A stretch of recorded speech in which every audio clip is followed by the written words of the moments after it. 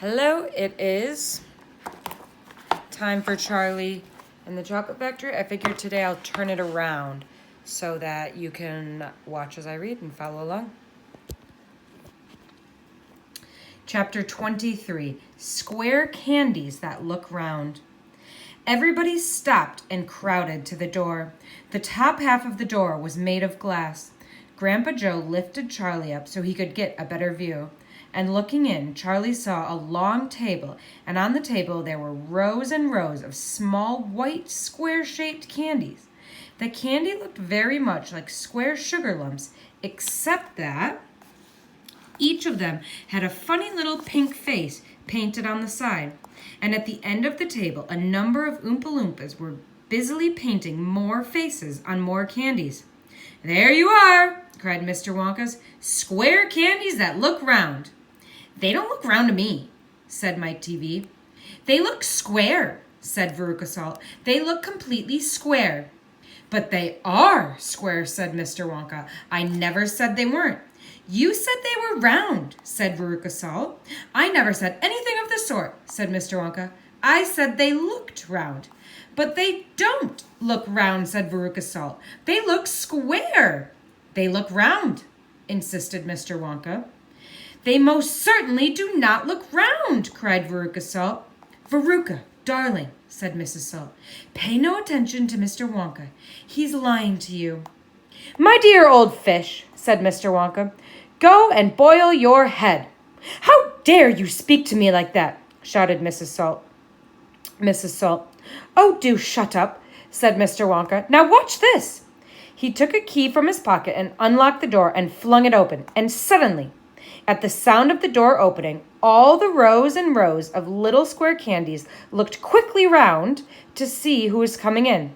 The tiny faces actually turned toward the door and stared at Mr. Wonka.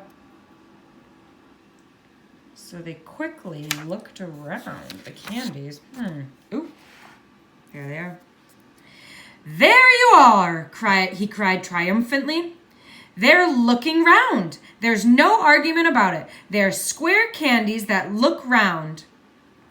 So this is kind of silly, but people in England, which is where the story is written, instead of saying looking around, if I would say look around you, they don't say the A. They say look around you. So it's like we're saying look around. They say look round, which is kind of funny.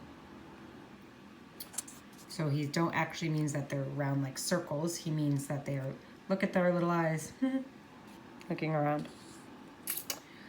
"By golly, he's right," said Grandpa Joe.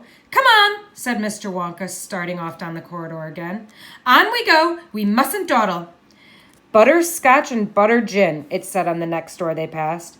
"Now that sounds a bit more interesting," said Mr. Salt, Veruca's father. "Glorious stuff," said Mr. Wonka. "The Oompa Loompas all adore it. It makes them all tiddly. Listen, you can hear them in there now, whooping it up." Shrieks of laughter and snatches of singing could be heard coming through the door. "They're drunk as lords," said Mr. Wonka. "They're all drinking butterscotch and soda. They like that best of all. Butter gin and tonic is also very popular. Follow me, please. We really mustn't keep stopping like this." He turned left. He turned right. They came to a long flight of stairs. Mr. Wonka slid down the banister. There, 3 children did the same. Mrs. Salt and Mrs. TV, the only women now left in the party, were getting very out of breath. Mrs. Salt was a great creature with short legs, and she was blowing like a rhinoceros. "This way," called Mr. Wonka, turning left at the bottom of the stairs. "Go slower," panted Mrs. Salt. "Impossible," said Mr. Wonka. "We should never get there in time if we did." "Get where?" asked Veruca Salt. "Never you mind," said Mr. Wonka. "Just you wait and see." Ooh, the next chapter, Veruca in the Nut Room.